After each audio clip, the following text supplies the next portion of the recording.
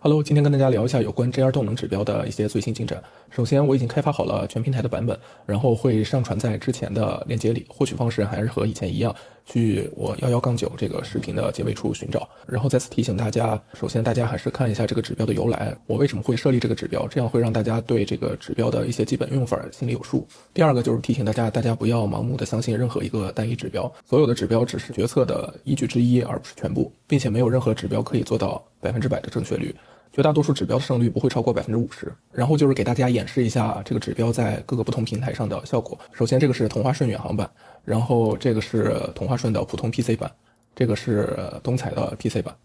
可以看到都会有正确的显示，并且显示的效果是基本一致的。第二件事就是跟大家分享一下，最近几天我一直在回测这个 JR 动能指标，并且对它的一些使用用法做了一些研究，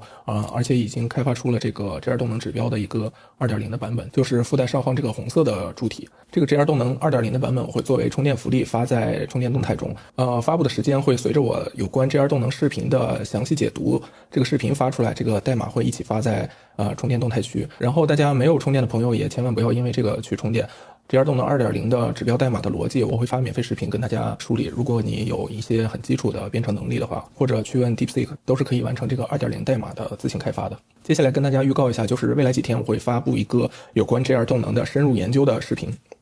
主要的内容就是我会首先从我们 JR 动能最常用的一个用法去判断 BR 强弱这个功能去讲起，然后我会去深入的分享一下我目前对于 JR 动能这个指标，或者说对于动能的内涵的更本质的理解，这部分内容都会是免费分享给大家。然后以下有一些具体的使用方法，因为涉及到很多个股，我会担心有合规问题，这部分内容会作为充电视频发布。再次提醒大家，大家不需要为了这个去给我充电，有关原理的解读和分析才是我觉得最有价值的内容。当然大家如果给我充电，我也一定不会辜负大家的期望。整个 JR 动能的视频应该会分为几期去发布，因为内容会非常多，也会有非常多的对于历史盘面的复盘去验证JR 动能的有效性。最后会跟大家聊一些这个 JR 动能的注意事项。其实当我一做出来 JR 动能这个指标的时候，我就发现这个指标是非常有意思的，而且它的价值应该远远不在于 B2， 不过我还没有来得及使用。最近有很多朋友在后台发信息跟我报喜说这个用了动能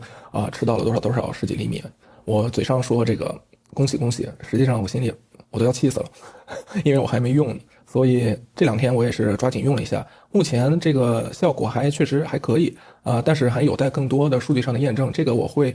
花一些时间去仔细分析。但是因为我没有这个编写比如说 Python 的能力，所以更多的回测是基于我人工的，这个会花的时间比较久，也请大家稍微耐心等待。还是再提醒一下大家，指标的领取方式，大家去11月9号的视频结尾处查找，已经领过之前的指标，想用别的平台代码的，以前的那个链接还是可以用的，我是上传在同一个链接里。然后就是链接发私信有时候会被系统吞掉，如果你发了正确的暗号但是没有收到的话，可以再给我发一次，或者在评论区艾特我，然后让我去看一眼